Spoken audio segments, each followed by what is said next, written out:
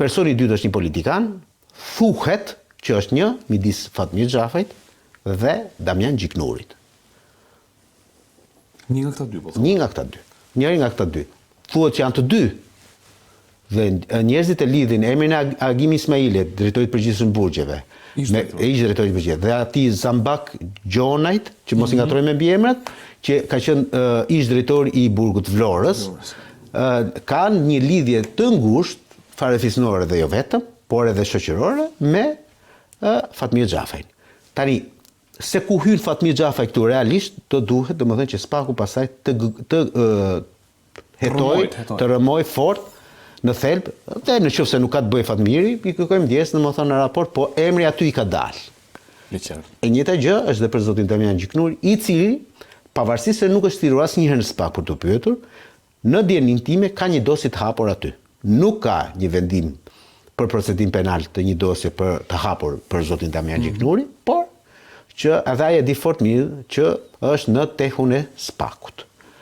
Këta hë për hë dalin si persona të cilët kanë pas interes të dinë se çfarë po ndodh brenda strukturës së SPAK-ut në raport me këtë dosje të cilat ata kanë, dhe prokuroria SPAK-u është duke hetuar pikërisht në këtë valë hetimi. Mos harrojmë gjë, jo pa qëllim, është ti thua hakerim, kurse unë po them ndërhyrje, sepse nuk e quaj. Ndërhyrje quhet ajo, por hakerimi praktikisht është kur ndërhyjmë për të vjedhur diçka për të marrë. Hakerimi, që ta kuptojnë njerëzit, është bëhet nga njerëz të cilët janë të fiksuar pas teknologjisë, dhe hakerimin më së shumti e bëjnë, domethënë jo me një qëllim të njësuar biznesi apo përfitimi.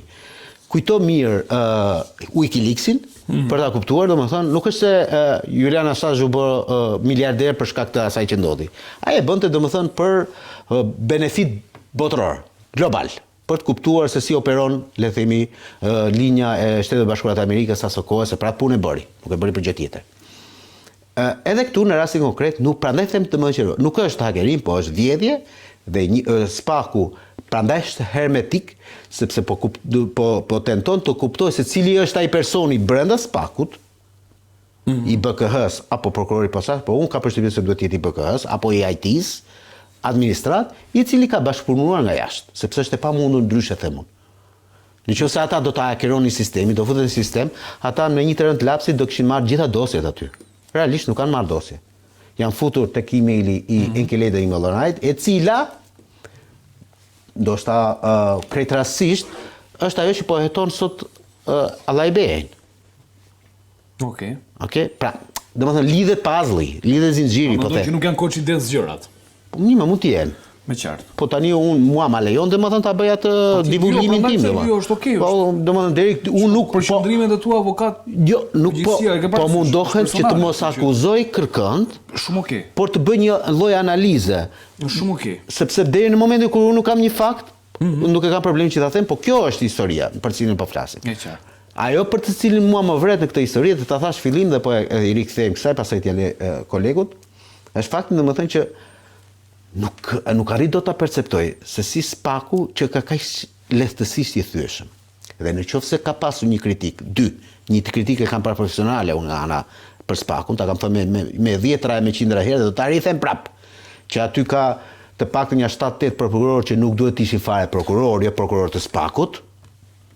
Fare.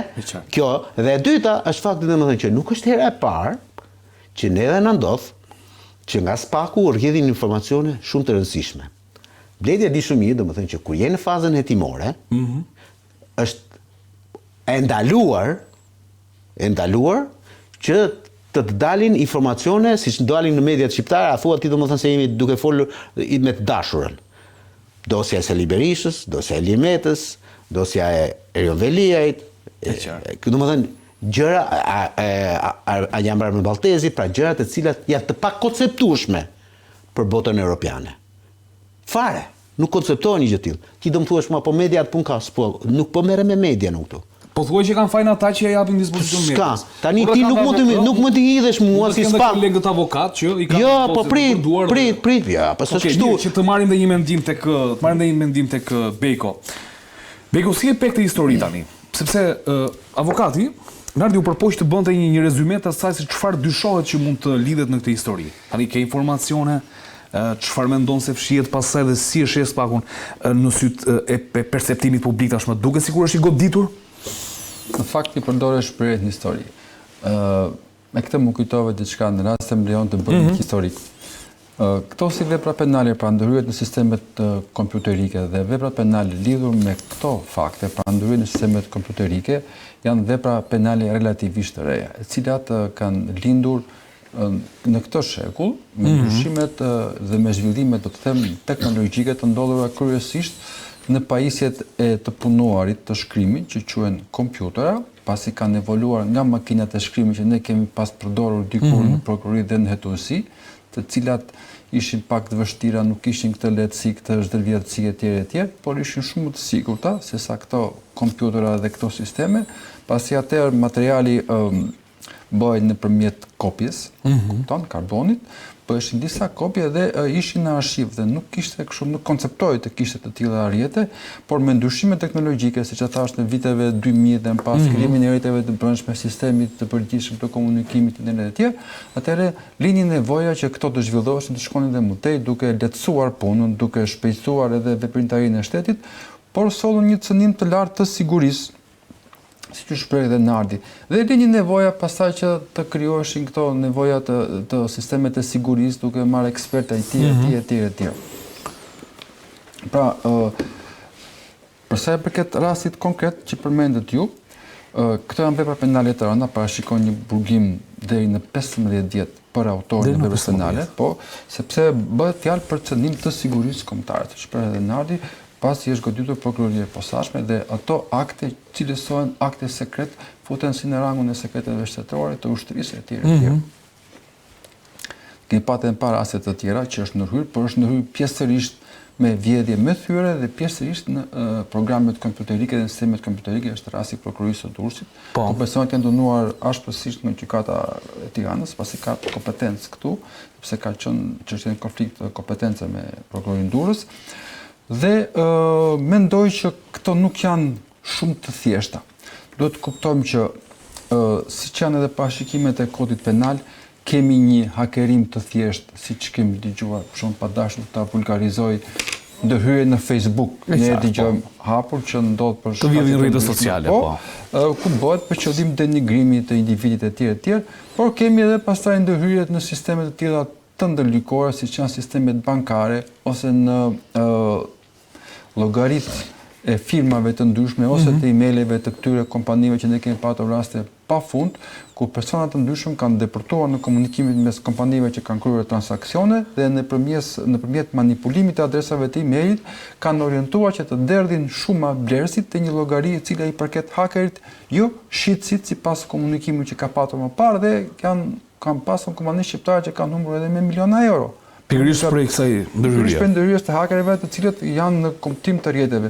Por janë edhe pasaj këto hakerat e tjerë të specializuar që ndërhyjnë në rrjetet e shtetit, siç sa Nardi për shembull rastet që në sistemet shqiptare ranë totalisht, atëherë policia e shtetit totalisht, ne kemi patur raste që kanë punuar një detyrim policie me një kompjuter dhe ai ishte i pasigurt, sepse të gjithë ishin hakeruar.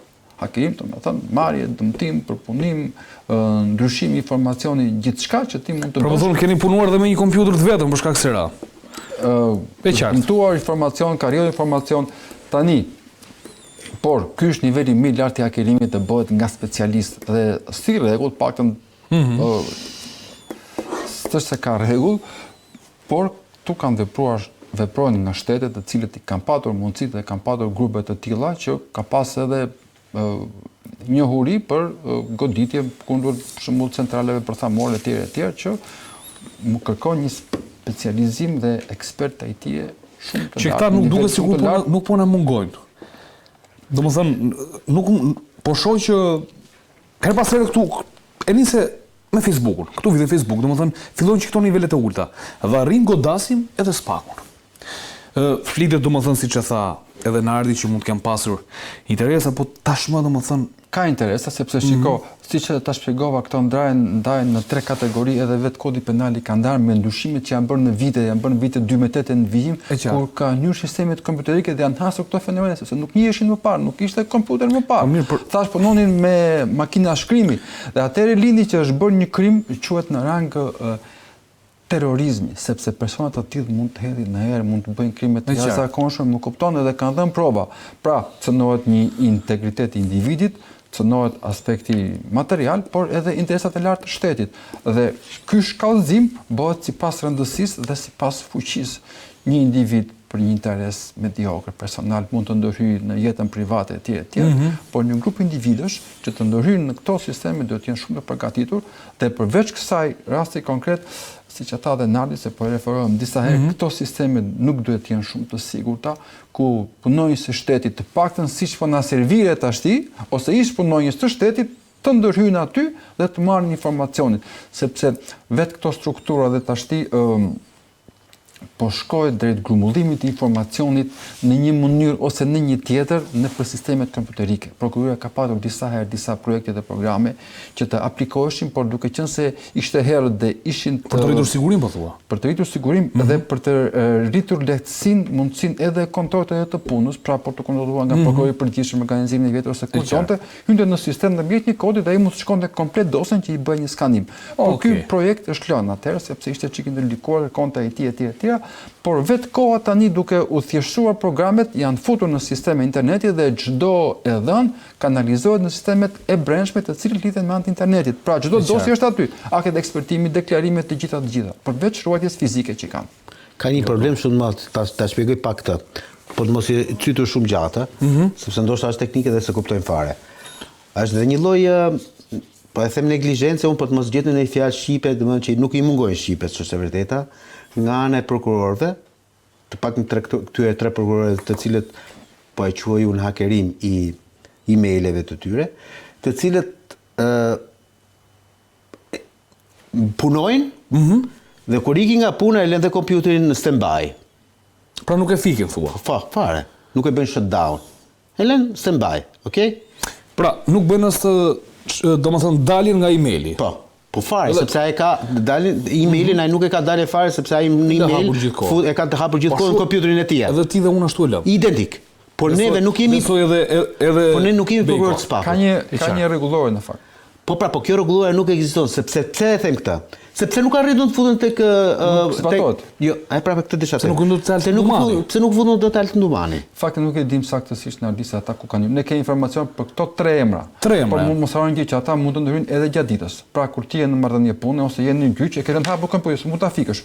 Ai mund të ndryhë. Po pra, po vetëm në momentin, pra aq sa fazë 1 teknikisht, për vetëm në momentin kur ti të paktën një herë të vetme e ke bërë me TeamViewer ose me default për të punuar në të njëjtën kohë edhe me një kompjuter tjetër në shtëpi apo diku tjetër. Ajo është e gabuar, sepse ti ato nuk mund ta bësh pasi ke një rregullore strikt që duhet të. Po se kanë ndjerë për këtë po flas pra.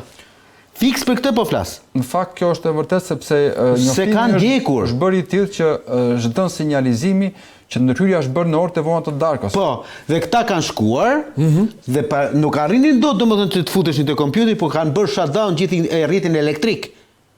E kupton se çfarë ka ndodhur apo jo? Fikën spaku dritat, po thua. Po pra i fiku spaku gjitha dritat, me qëllim që të ndalonin domethënë le të themi vjedhjen, rrjedhjen, sepse nuk po arrinin dot të kuptonin se çfarë po ndodhte. Kuptimin për fjalë.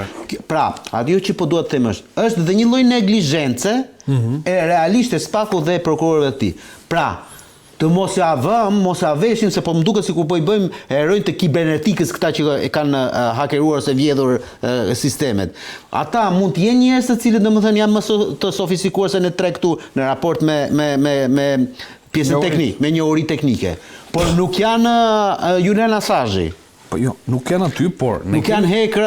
Avokatë, dikush është ideja, ne kemi krijuar këtë perceptimi që SPAK me dorë të hekurt, godet, ka informacione sekrete, hermetik. Aty desha dal pra. Tani dalin 2 ish punonjës, një nga IMT dhe një nga burgjet që nuk më lidhen. Mua vetë domethënë kam dyshimet e mia për që dikush që ndron brapa këtyre në kuptimin nuk dia nga 2 persona. Si është e mundur që sot e kësaj dite SPAK-u nuk kanë nxjerrë një njoftim në raport me Agim Ismailej. Që ta ketë thirr, që ti ke sekuestruar një telefon? Po, si do ta lidhësh të? Po, ai ka dalë emri i drejtorit burgjeve, Agim Ismaili. Unë personalisht për këto dy që kanë nxjerrë dy informacione që janë dhe masat e sigurisë, për unë nuk po bëj spine këtu.